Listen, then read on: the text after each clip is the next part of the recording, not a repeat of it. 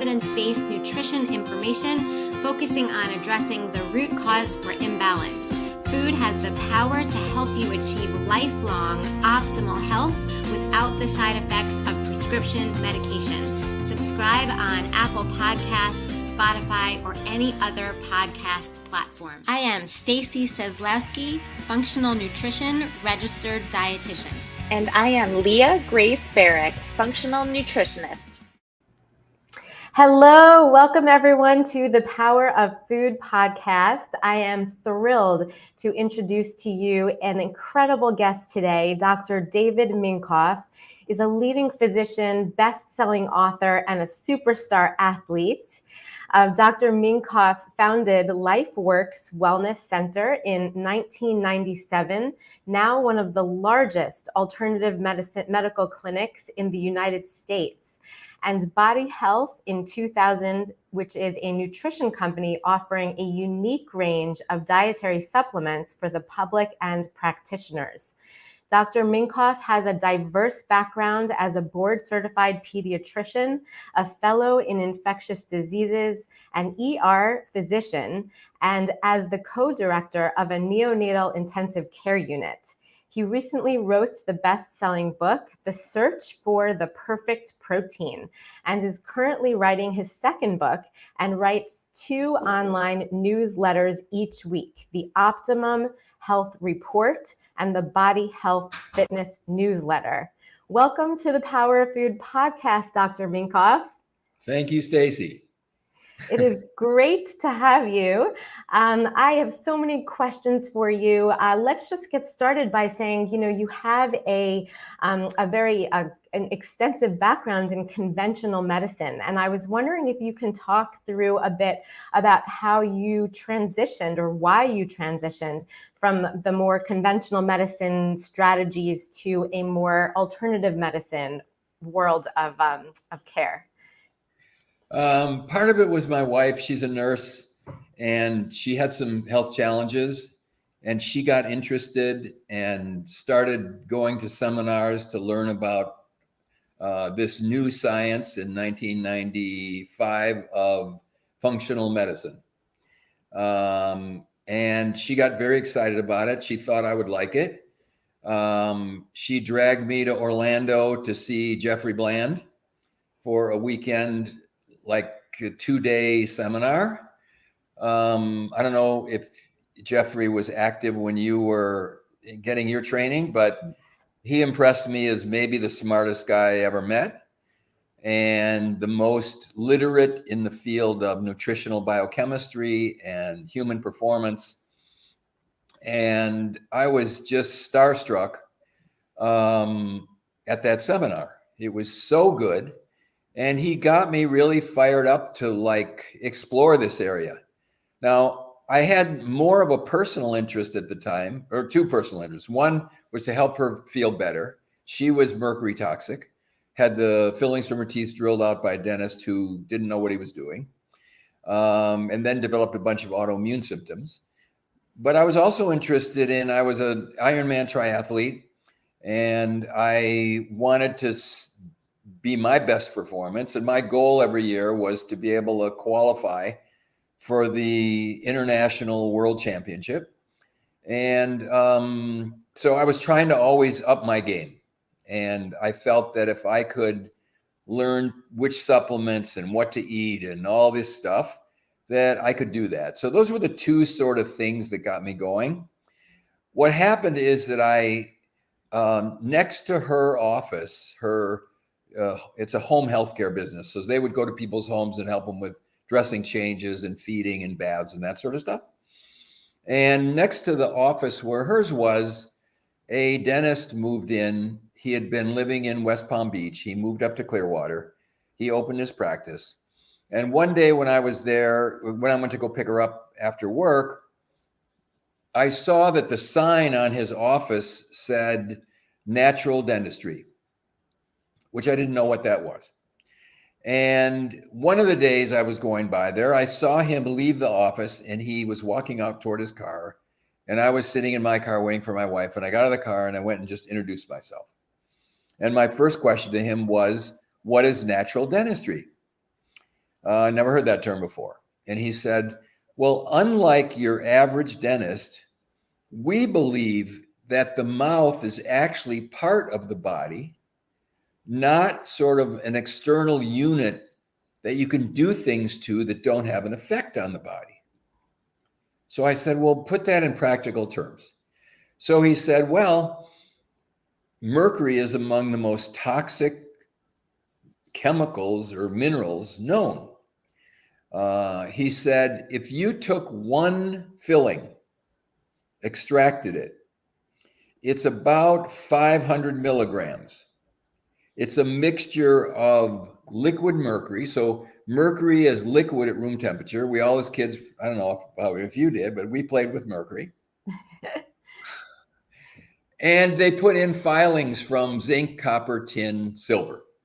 And that makes the amalgam. And they drill out the tooth. They put this stuff in there. It's very durable. They can last a lifetime. Unfortunately, mercury at room temperature is a liquid, but mercury boils at 110. Now, a hot cup of tea or coffee or soup is probably 150, 160. Yeah. So mercury boils in these amalgams. The mercury will boil out of the amalgam and it will go into your palate. It will go into your throat. You can swallow it. It'll go into your body and it can make you sick.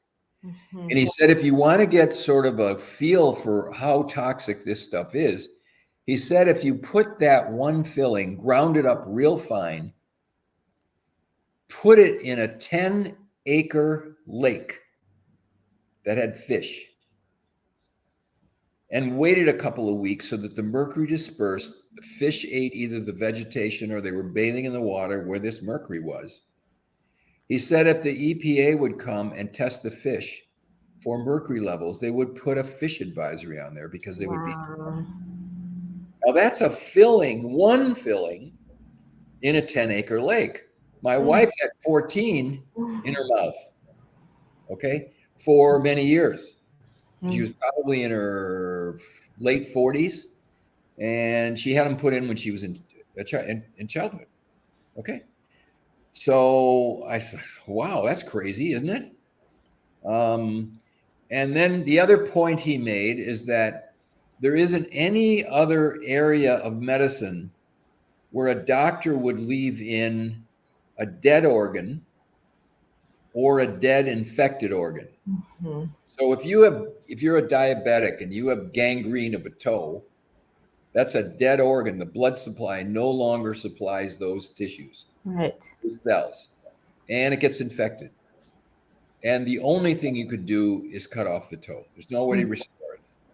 If a surgeon someone has a bad bellyache and they have to go in and do an exploratory surgery, and they find that there's a portion of bowel that's dead, either it twisted or the blood supply got blocked, the only choice for the surgeon is to cut out that section of dead bowel, because if that bowel ruptures and the bacteria get all over, you'll die. So he said, people don't think about this, but a root canal procedure takes an infected tooth. The procedure kills the blood supply and the nerve.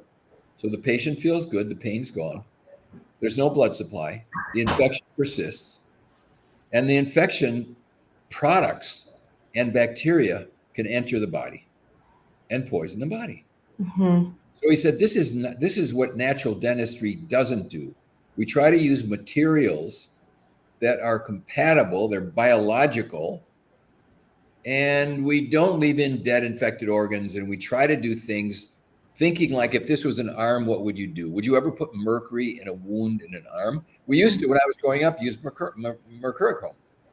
Mercury. Yeah. Okay? But it's poisonous. I remember growing up with contact lenses, they used to have thimerosal in the contact lens solution.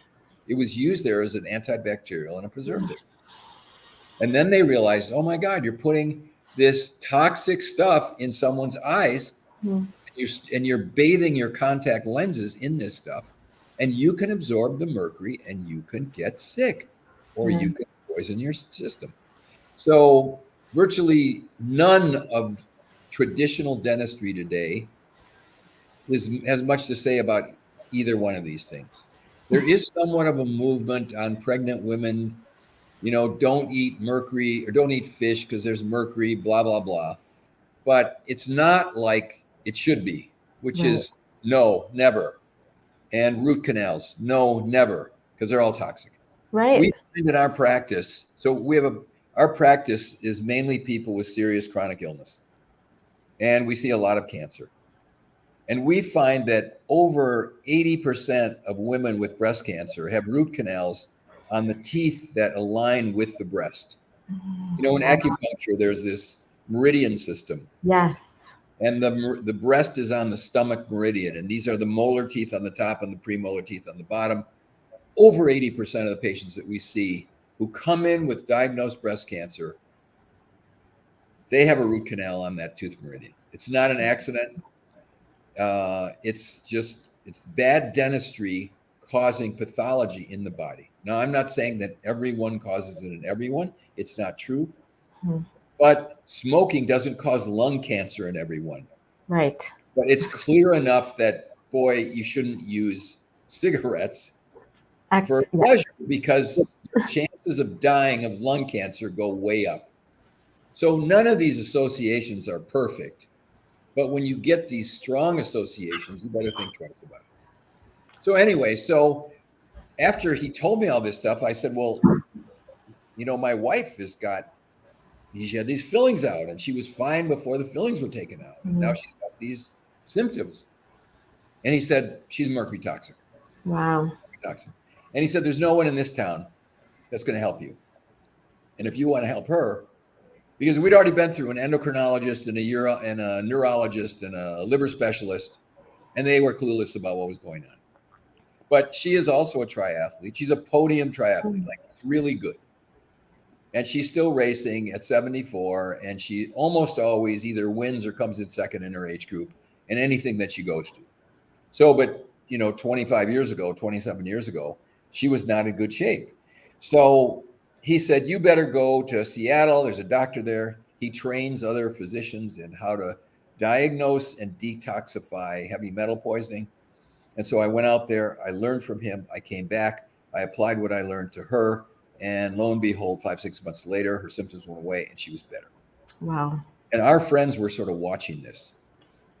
And they started to call me. Like, I've got migraine headaches. Can you help me? I've got ulcerative colitis. Can you help me? I've got rheumatoid arthritis. Can you help me?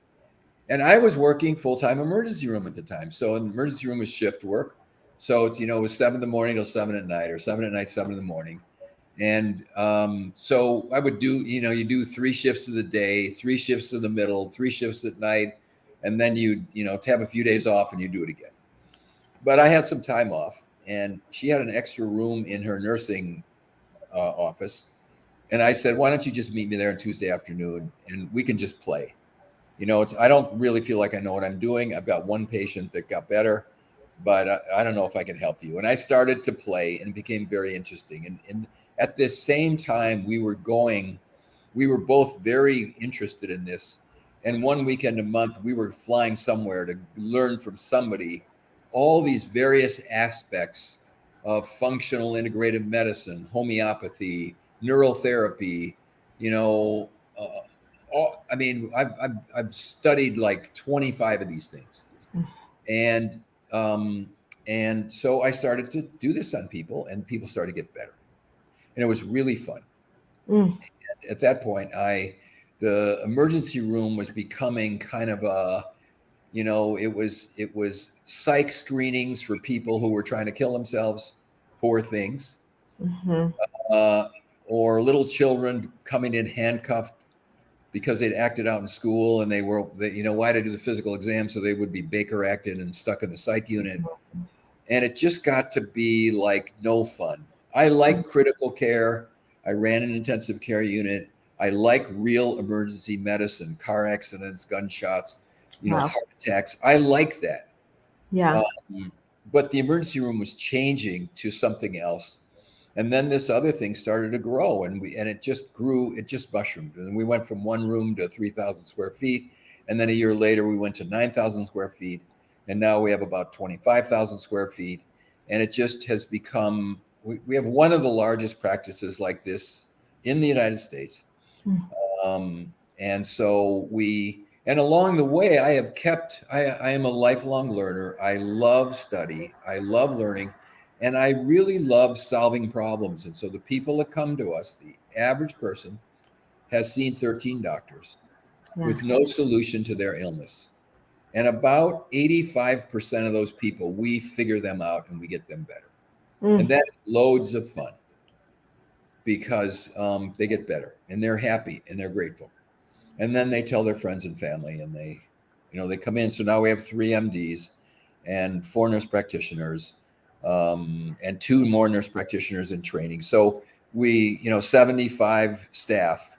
So it's a big clinic and I love what I do. I'm, 60 hours a week I'm in there and I do it. I should be retired, but it's too much fun. Yeah. And it's so that's kind of the long answer, I guess. Yeah, thank you. No, that's amazing. It's an amazing story. I always love to listen to the way people like transition into functional medicine because there is always this personal piece to it. It's always either myself or my husband or my wife or, someone in my family that just went from doctor to doctor, couldn't figure out their symptoms. And then so we decided to just study it ourselves, that's kind of like always the story. And the other thing that I love about functional medicine is that we can restore hope in people who have lost hope because they've gone to so many doctors and the doctors are not helping them. They're just putting them on one pill or another and it's not making their symptoms, go away. Maybe it makes things better for a short term, but it certainly doesn't cure or restore good health. And so I really do feel like you do, like this is fun. It's uncovering this puzzle and then making people really restore better health. So congratulations to you too, because you did it at a time where, I think we're lucky now. I think it's really blossoming, and I think the career is, the field is growing. But at the time you did it, you were just sort of one of the brand new people. So even that dentist that you mentioned, he's still one of a kind. I might have to ask you for his name because, you're right. Like people are still getting root canals routinely, still 25 million a year in the United States. It's a huge industry. It's a huge industry. A root canal costs between $2,000 and $4,000. Multiply it by 25 million, then multiply it by all the tools and the stuff that they use. It's a huge industry, and it's very protected.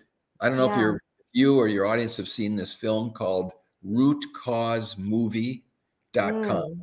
No, rootcausemovie.com. It's a highly recommended. It's a documentary on root canal. And it will, it was so inflammatory to the American Dental Association that they threatened Netflix. It went viral on Netflix after the movie was produced. It went viral on Netflix.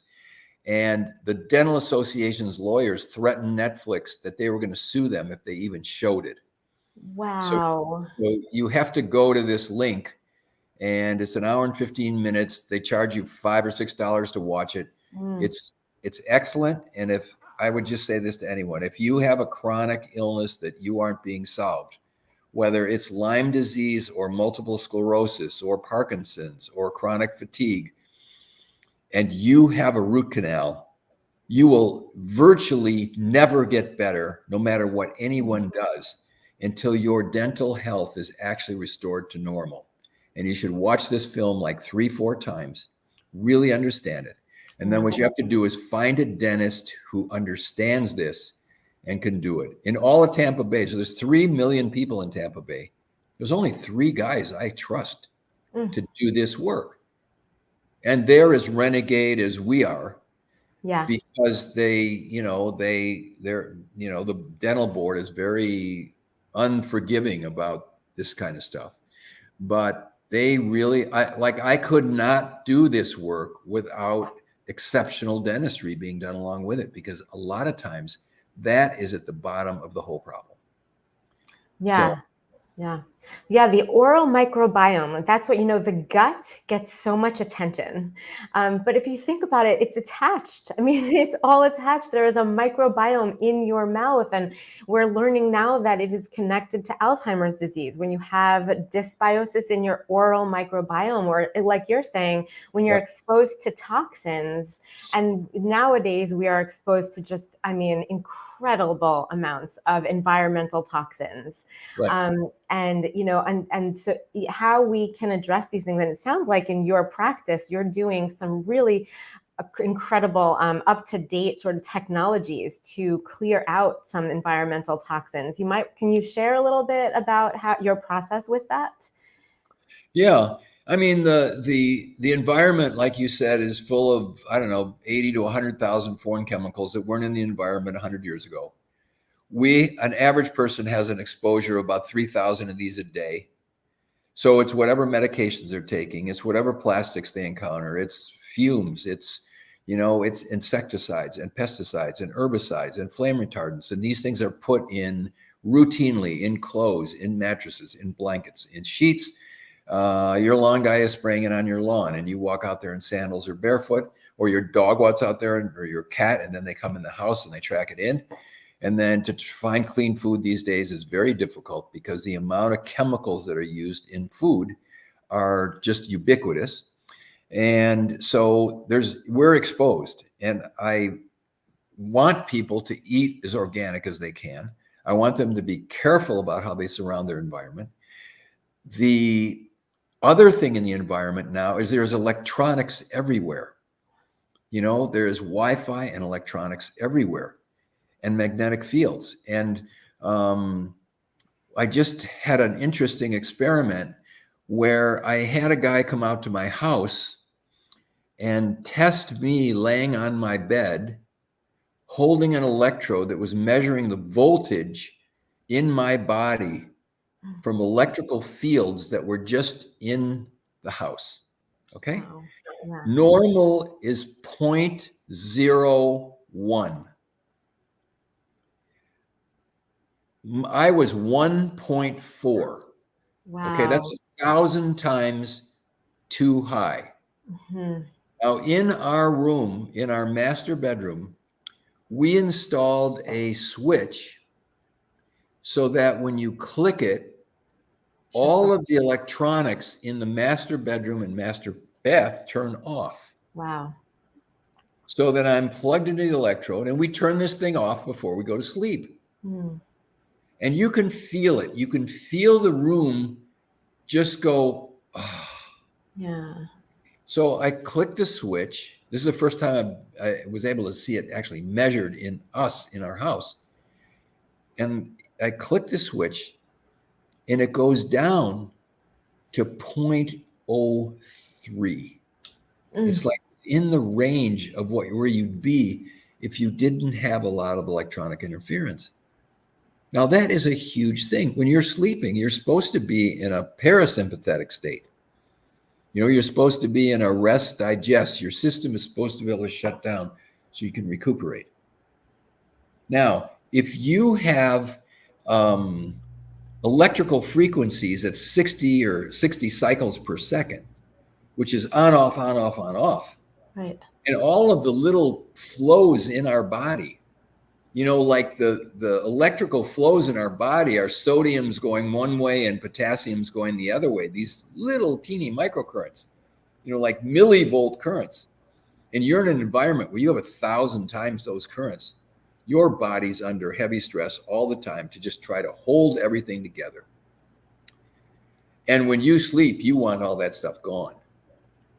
And if you do these sort of simple things, is like go to your circuit breaker. We had somebody come in the house, and so we could push a button and that portion of the house would turn off. But you could go to the circuit breaker in your house and you just go flip before you go to bed, and it turns everything off. Right. And then there is no electronic frequencies in the bedroom, and then you are way, way more protected. And so little stuff like this. So this is part of the environmental threat that we're all living under, and why we have such an epidemic now of chronic illness. This is why. It's the food, it's the toxic chemicals, it's the electronic environment, And then it's all the insanity that's going on with, I hate you and you hate me, and you're terrible because you believe this, and I'm terrible because I believe this, and all that craziness, which is just like, if you want to function in a healthy way, you ought to respect, or you got to respect other people and their beliefs, and they got to respect you. Yes. And you're a this, and I say, have at it. Yeah. As long as you're not trying to make me that way, you can be that way, and vice versa. And we have enough in common with problems of like handling the environment and handling, where are we going to get our electricity from? And I mean, there's and these insane people that want to make war everywhere, or want to, like, if we could put our attention on those kind of problems, and if it was in a spirit of, we are one, like this planet is very fragile, and some people feel like in 3-4 generations, half the males now are incontinent, and not incontinent, but they don't make enough sperm that work. Right, low in testosterone, higher in estrogen. They're low in sperm. Their sperm don't swim, and it's all toxicity. And there's a whole now specialty in medicine, fertility medicine. 50 years ago, there was no fertility medicine. Right. So, it's because people are toxic, and that's the real problem. Yeah. That if we could sort of align on that we could all be better, and we won't extinct ourselves.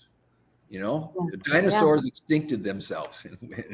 We're headed that way if we don't kind of wake up. Yeah. It's connected to like the way that people address each other, and the way that they are willing to just sort of attack each other for their opinions. It is connected to the amount of electromagnetic radiation that we have going on, and the amount of social media, because we're not actually speaking to each other face to face. Right. We are willing to just type the most horrible things to each other because it isn't the same as saying something to somebody's face. Yep. And also being in that constant state of fight or flight, because like you were saying, we have this constant stimulation that is keeping us awake at night, that is not allowing us to get into the parasympathetic process in our body, that all these things are connected, It's like, so you're right. We have to sort of like peel this onion apart and get to the root the same way that we do as practitioners, to get to the root of these issues. And I mean, just being able to work together to reduce environmental toxins, or even educate ourselves on how to build our own immune system so that when we're exposed to environmental toxins, we are a little bit more capable. But like our diet, for example, is not allowing us to do that. We're eating sort of a high sugar, processed food, standard American diet that is certainly not promoting our immune abilities, our detoxification pathways. So can you talk about, do you give nutrition advice to your patients when you have a patient that's been coming to you, or going to one doctor after another and just constantly getting frustrated because they can't get to the root of their issue? What sort of process do you take to analyze their nutrition and their diet? Well, because we're in a doctor's office, so we measure micronutrient levels. So amino acids, essential fats, vitamins, minerals, organic acids. We check all this stuff. We measure levels of environmental toxins. And we do stool tests to find out what's the bacterial profile. Do they have yeast, parasites, all this other stuff. Nutrition is very important. What we found as a sort of a starting point for most people is if they do an organic paleo diet, and for us, a paleo diet is meat, fish, eggs, fruits, vegetables, nuts, and seeds. No grains, no legumes, no dairy products. That's our sort of starting point. And for most people, their gut will calm down if we ensure they have enough digestive enzymes and they have proper bacteria, and we have things that can calm down the inflammation. That in most people in 6 weeks, their constipation goes away, their GERD and their bloating and their their stool gets normal and their bellies flatten out. And 100% of people that we see have gut stuff going on, whether they realize it or not. Way too many people are using medication to calm down their gut. So there's a $5 billion industry with Pepcid and Nexium and Tagamet and all these, Propulsid, all these drugs. And, gastroenterologists and family doctors pass them out like candy. They're now available over the counter. And they are horrendous. They block stomach acid. They make you sick. Yeah. None of them are supposed to be used for more than 2 weeks. So if I had someone with a bleeding ulcer, I would put them on it for a couple of weeks till their ulcer healed. But longer than that, they're dangerous. And people are on them for years. And it just messes up their gut and increases their incidence of gastric cancer. I mean, they're just horrendous. So part of it is just getting their thinking over from push button pharmaceutical medicine to like, every one of these drugs is toxic. Not one of them gives you nutrition or energy. And that's what food is for. And we have to get you off that stuff. Now, if someone's been on a drug for 5 years, I can't just tell them to stop. But if we start sort of building underneath their healthy gut and good amounts of enzymes and the rest of the stuff that's needed, they can then start to wean off and clear themselves from their medications. When I was in the emergency room, we had a fairly big nursing home population. And what would happen is an ambulance would bring a 80-year-old in who was semi-conscious with a swollen belly, who was kind of moaning and doesn't really know what was going on. And the ambulance drivers couldn't really give you much history, except they were doing better a few days ago, and then they weren't doing so well. And they hadn't had a bowel movement in 5 days, and their belly was blown up. And we would get the med list of what these people were on. And the average patient was on 12 prescription medicines. Okay. Now we had a computer in the emergency room. So when you plugged in the medicines, the computer was supposed to give you what interactions there would be with the various drugs. But the computer could only tolerate 3 drugs. If you put in 4 drugs, the computer would go tilt. Because if you look at the physician's desk reference, or if you look at the insert, the number of side effects for virtually everything is columns and columns and columns. And there's no way a computer or a doctor could know. But, they're on 2 blood pressure medicines and 1 for their heart rhythm and something for diabetes, or 2 and something for their arthritis and something for their pain and something for their stomach acid and something for their cholesterol. And, and one of the successful actions that I would do, I didn't even know this as a doctor, but the thing was, okay, we're going to give this patient a bunch of enemas and we're going to stop all of their medicines and we're going to admit them to the hospital where they can be observed. And usually within about 24 hours, they would wake up. You clean out their colon and they would start to feel better. And then by the time they were ready to go home, usually they were re-prescribed all the stuff that they were taken off, which actually got them better. And then they would recycle. These people recycle every 3-4 weeks. Yeah.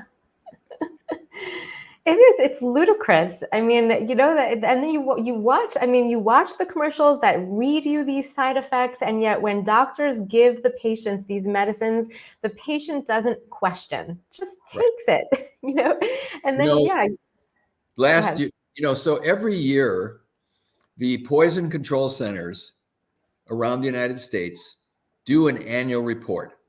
And what they report is deaths from various pharmaceuticals and supplements. Okay. Now, somewhere in the neighborhood of, at least, it's probably way higher, somewhere in the neighborhood of 200,000 people a year die from drug-related reactions. Wow. That's a lot of people. Yes, that is. And with fentanyl, it's even worse. Okay. Fentanyl epidemic, like I think I don't know how many, close to 100,000 people have died of fentanyl. But anyway, whatever it is, it's really high. So I just saw the poison controls thing runs about 2 years behind. So I think for 2020, they just came out with their annual report. And so they listed deaths from mineral supplements, vitamin supplements, homeopathics, protein powders. What are the categories? The main categories. How many do you think people died? I mean, to me, it'd be like none. Like those are all so safe. None. Really? Oh my God, I was afraid to say that, but It's none. yeah. And it's virtually always been none. Yeah. Versus Okay. a couple 100,000. So we have this agency which is entitled by the people and by the government to patrol and watch things to protect people from bad things. Now, right now, I am in this industry because we have a company that produces vitamin products, and the amount of scrutiny and the amount of pressure and the amount of like detailed, you can't say this and you can't say that, and that word implies that this, and like we have lawyers that just comb this stuff. Yeah. Nobody's died in years and years and years. Yeah. Where should the attention be? Well, the attention should be on, Absolutely, on the medications. And when our supplement bottles read on the label, it says not FDA approved. That seems to be more scary to people than all the side effects that are listed on pharmaceutical medications that say you might have suicidal ideation and you might get cancer and all these things. But just the words not FDA approved, that's the thing that puts people over the edge. Right. And what it really is this is a chance of helping you and being safer than the ones that have the label on it. Yeah. There's thousands of That have people been FDA approved, right? that haven't FDA approved. Tylenol, renal failure from too much Advil, and my mother died from taking Celebrex. Celebrex is a pharmaceutical. It's an anti-inflammatory. It's in the same category as Advil. Well, she had chronic back pain, and she was given Celebrex for her chronic back pain, and it gave her a heart attack. Wow. And it was a known side effect. And it was only after a year, they knew in the trials that it was dangerous. But nobody called them on it. And finally, when enough people died, they pulled it off the market. Wow. The most sued company, the most criminal company in the world in the pharmaceuticals is, do you know who it is? No. Begins with a PF. Oh my gosh, really? Pfizer? Yeah. They build into their budget legal expenses because they know people are going to die and they know they're going to have to defend it and they're going to have to make payouts. Right. So when you start trusting that stuff, and I'm not anti-drug. Yeah, okay? I understand. If someone's got very high blood pressure, I will give them a drug until I figure out what's wrong with them. If we have a person that I saw today and she has a poured in and she had a fever of 102 and she got some IV antibiotics. Like these things are life-saving and they're helpful. So I am not anti-pharmaceutical. I'm not even anti-pharmaceutical company, except I think that we have agencies that are supposed to watch and keep ethical management of these things. And we don't have that. And that is a problem. And that's dangerous for people. Yep. So that's one of the things is, if you want to be healthy, and you want to live a long time, one of the most dangerous things that you could do is seek out attention for your problem. If it's not an acute, you need stitches or you need a C-section or you're having a heart attack. It's for blood sugar management and blood pressure management and cholesterol management. You are walking into a danger zone if you go to a regular doctor. Yeah. What they're going to give you are things that are potentially toxic for you. And that what you should do is listen to podcasts like this, seek out people like you or me, where we can see 5 years before or 10 years before that person didn't have that problem. This isn't genetic. Right. This is lifestyle. And you can undo it usually with simple things.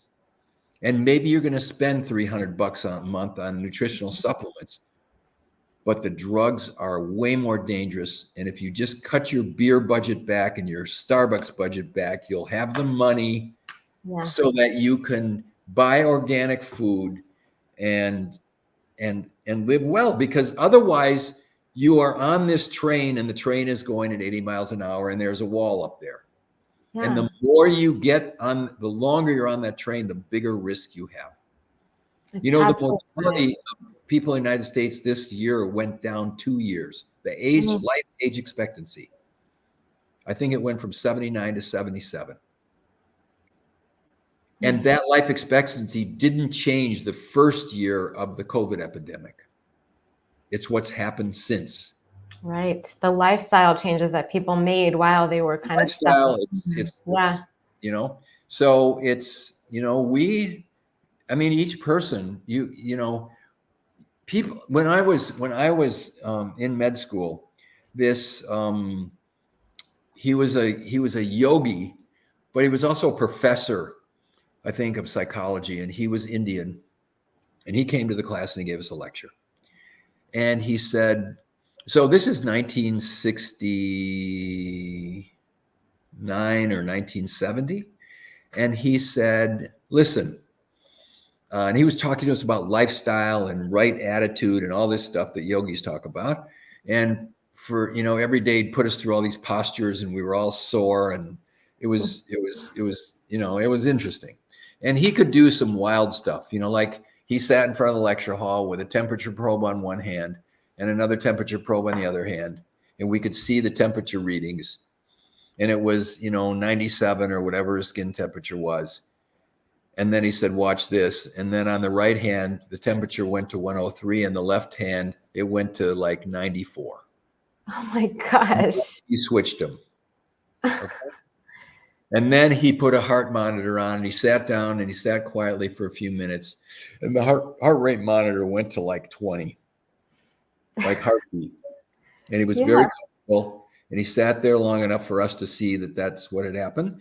And then he woke up and he opened his eyes, and so he had my attention. And so he told a story, and he said, the first 20 years of your life, you can do anything you want. You're young, you're vibrant, no big deal. You can do it. He said, the next 20 years of your life, you can live on kind of grace. You can coast. Right. And then he said, the next 20 years of your life, your body will take you to hell. Okay. Those were his words. Yes. Now, today, so this is 40 some years later, it isn't true. There's no 20 years of doing anything you want. There's no years of grace. We have an epidemic of child obesity, of autism, of childhood cancers, of hypertension. We see diseases, and I used to be a pediatrician. We see diseases in children that no one ever saw until people were in their 50s, 60s, and 70s. And they're all over the place in children, of food allergies and food sensitivities and asthma and autoimmune stuff. And it's lifestyle. It's wrong food, toxic environment, medications, and it's these people the bodies can't take it. Yeah. So people are going to try to live long and healthy and procreate, be able to have children. Everybody's got to clean up. It's like beyond a choice. Virtually everything else is suicide. Yeah. Yeah. And it's okay with me if you want to kill yourself. But it's really not. But people have to kind of wake up. Yeah. Wake up. I know. Because it's actually that bad. I know. One of the things we measure in every person that we see is the amount of glyphosate, which is Roundup, in people's urine. So I have done thousands of tests of people's urine for glyphosate because we measure it on every patient that comes into our office. Guess how many people that we've tested glyphosate on have no glyphosate in their urine. None. Every one of them has it, I bet. Everyone has it. Yeah. Everyone has it. Even if Yeah. they're eating organic and they're being careful, the Right. water supply and the aquifer is polluted with glyphosate. Mhm. Yeah. And it's everywhere. It's a carcinogen. Mhm. It causes leaky gut. It causes vitamin D to not perform. And so sunshine no longer causes, you can't get sunshine and raise your vitamin D level. I don't know how many you had, but very, very few people that we see. So I'm in Florida and we have 300 days of sunshine a year. Virtually nobody has a normal vitamin D level if they're not supplementing. Right. So and I'm one of them. And I'm a triathlete, so I'm riding my bike hours a week and outside, and I swim outside, and I'm exposed. And my vitamin D non-supplemented is 34, and the lowest on LabCorp around here is 30. But an ideal level of vitamin D is between 70 and 90. Right. My body won't convert because I've got glyphosate in my urine too, and there's probably other things, but that's one of them that I know of. And so I have to take 12,500 units of vitamin D every day to keep my vitamin D level up. Now that's like, it's just a symptom of what is going on. Yeah. And so so if people want to get better, they've got to hook up with people with know-how, because so much of the internet is confusing and so much of it is sort of a money-driven agenda. And I'm not against money and I'm not against good information. But I think if you need a coach, you need a coach to be able to say, look, we're going to assess you and here's where you are. And we have objective measurements and we're going to give you, these supplements, or we're going to do these tests. And then we're going to show, your weight's coming down, your body fat percentage is coming down, your visceral fat's coming down, your blood pressure's coming down, your sleep, we track sleep in everybody. You're sleeping, you're getting more deep sleep, you're getting more REM sleep. Your physiology is going back to what it's supposed to be. Mm-hmm. And that is what health is. Absolutely. And that is doable for most people unless they're so far over the edge that, it's too late. Right. That's why I wanted to sort of share that there's so much we can do. It's, even if they don't find the perfect functional medicine doctor, there are so many things that are just common sense lifestyle changes that we can make, like getting better sleep, making sure we're moving throughout the day, trying to eat fruits and vegetables, adding, whole unprocessed foods to the diet. And this is not because we want people to be sort of torturing themselves. Like, we're not trying to ask people to live in this terribly, uncomfortable way. It's actually going to promote better quality of life. You're actually going to be able to think more clearly and feel better and not have stomach pains and go to the bathroom regularly. It's like, these are all things that are just going to help you, and they are sort of easy steps to take. Yeah. How would you sort of recommend somebody find someone like you? I mean, there's so many doctors out there. It's so hard to decipher who has your best interest at heart and who will use, food and lifestyle and healthy supplements versus giving you sort of the pills and the medicines and all that. How do you advise people just how to get the best care?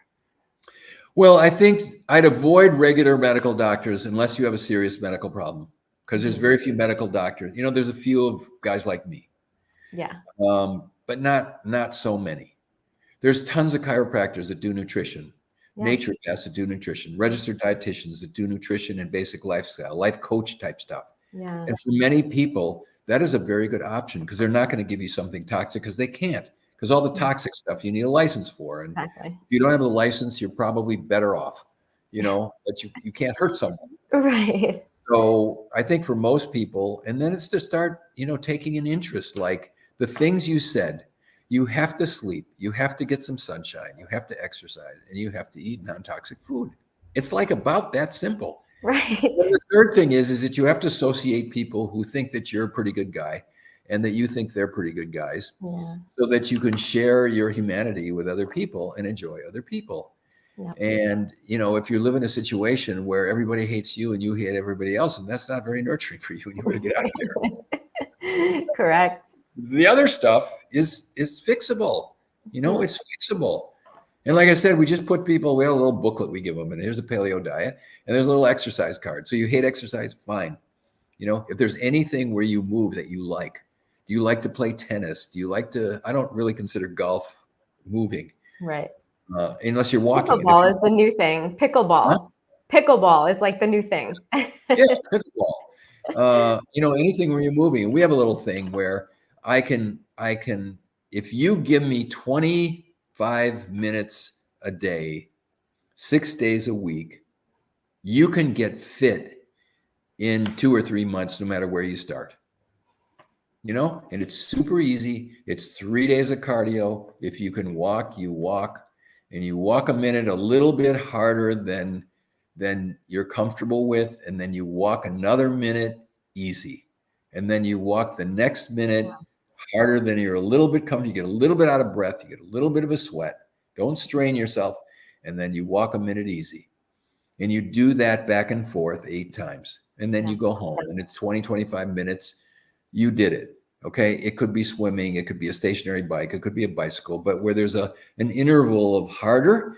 And what you find is that within a couple of months, you are really pressing it, like you're pressing it, and you're really out of breath after that minute. Yeah. And then you recover a minute, and then you start to get the joy of and the exhilaration that comes with the endorphins that come with, I worked this body, and my body liked it. And then 3 days of things where you lift heavy things. Do as many push-ups as you can do from your knees if you're just starting, and from the side of a table as you can do in one bout. And so let's say you can do 3 times. Okay, that's all you can do that day. And then get on the floor, and how many sit-ups can you do? When you're tired, you stop. And how many squats can you do? If you can't do a full squat, do a little mini squat. Yeah. And then get some stretch cords and just pull down something. And you do that. And then you do that every other day. And in a couple of months, you can actually get on the floor and you can do a couple of push-ups. And in another couple of months, you're doing 20 push-ups. The morale and the change of state of a person, even where they're starting, gets better. And that is fun. And that is health. Yeah. But if you don't do it, you'll never get there. Yeah. And then I think one of the biggest disasters is phone time and screen time. Like hour a day, that's it. No more. Yep. Okay.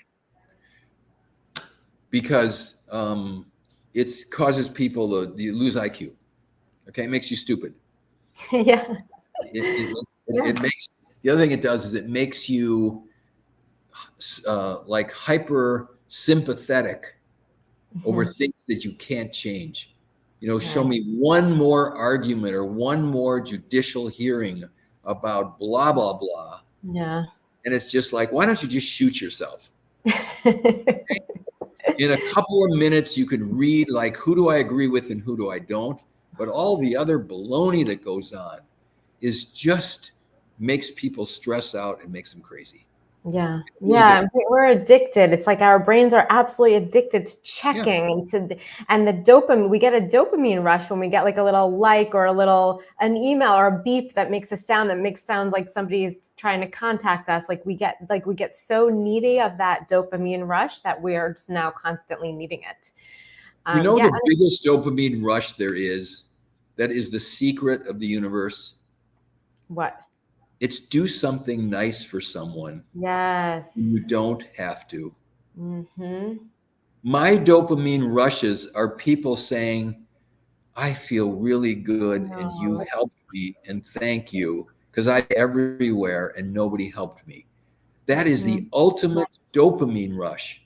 I know. And if you aren't spending some part of your day or your work or your week doing things, that actually help someone else, even in a work situation, that is the ultimate dopamine rush.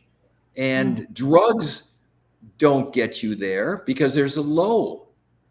And, phone time doesn't get you there because it's totally artificial. It's made up. But some human being comes up to you and they hug you and say, wow, you really helped me. Or it's the right thing. And, and it's a million ways people have opportunities to do it, where they can see somebody need something and say, hey, do you need help with this? Or are you lost? Or can I help you? Or, that if people start looking in that direction for their own high, because that's what happens. That's what the dopamine is. Yep. You transform the whole world because you do something nice for someone and they do something nice for someone and they do something nice. Right. Pay it forward. Yep. Okay. And that's the opposite of cutting someone off or giving someone the finger or, attacking. You like Trump and I hate you, or you like exactly. Biden and I hate you, or all this stuff. It's just like, it's suicide. It's spiritual suicide. Yep.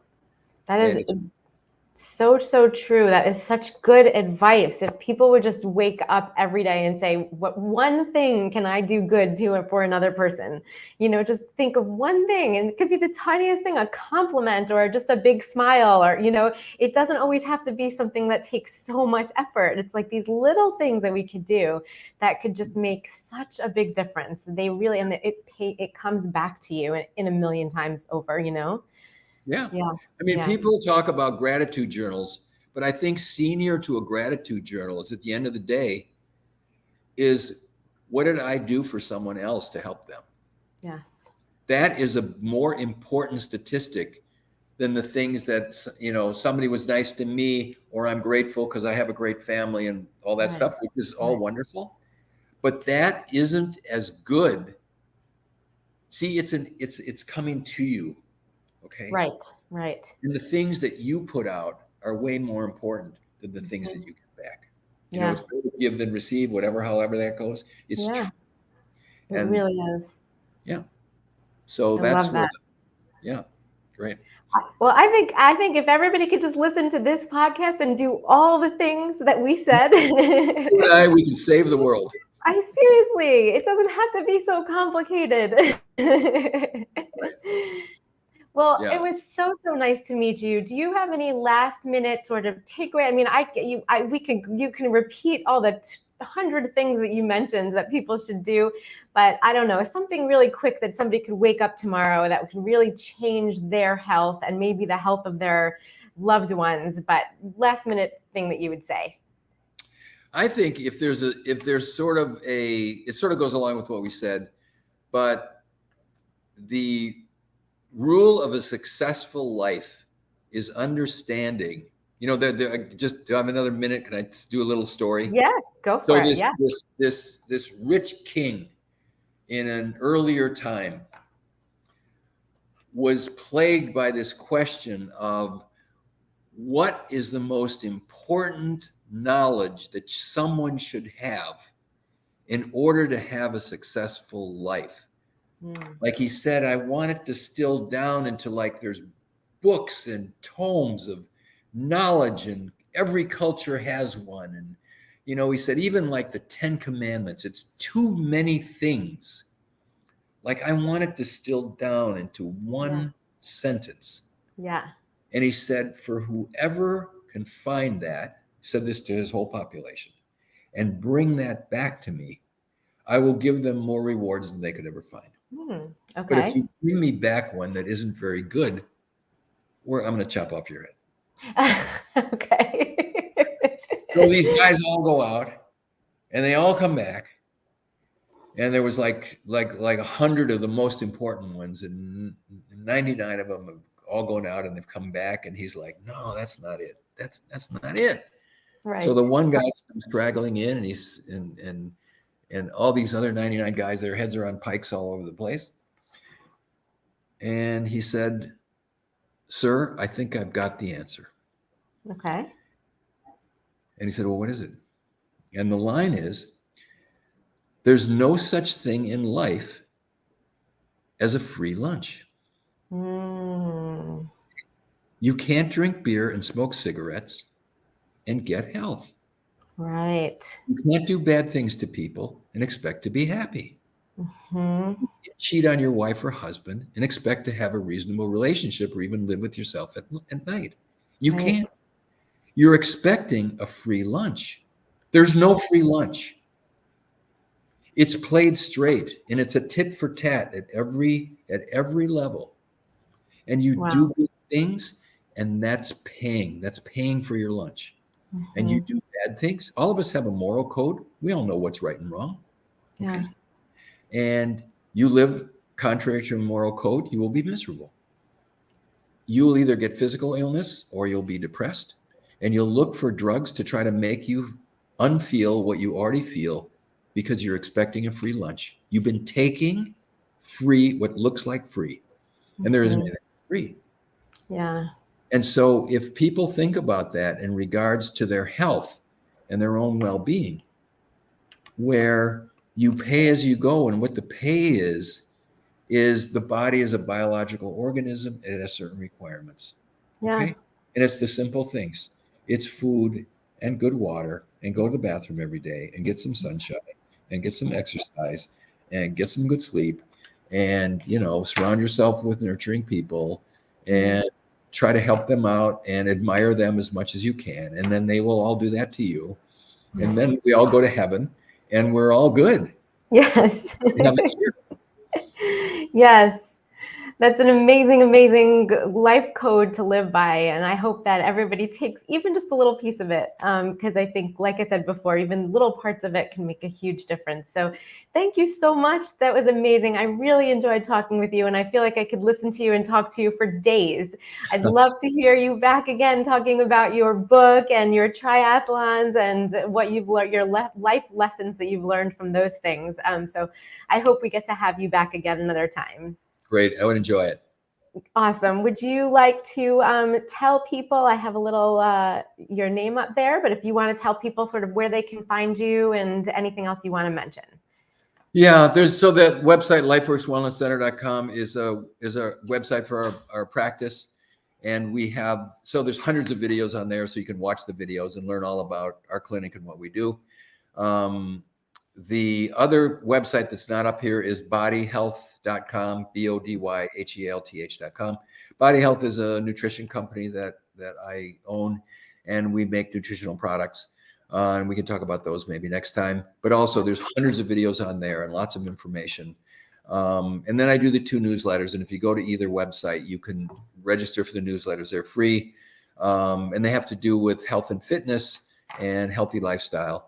And that's where you find me. And I try it. I think most people like it. We have, tens of thousands of people that subscribe, and we get good feedback from it. And that's where you can find me. Awesome. Are you doing telehealth as well? Can people see you even if they're from all over, or mostly in Florida, local? We don't do any telehealth. One of the things that I think is really important about what we do is, like I was learned as an old-time doctor. I saw a patient today who had abdominal pain and swelling,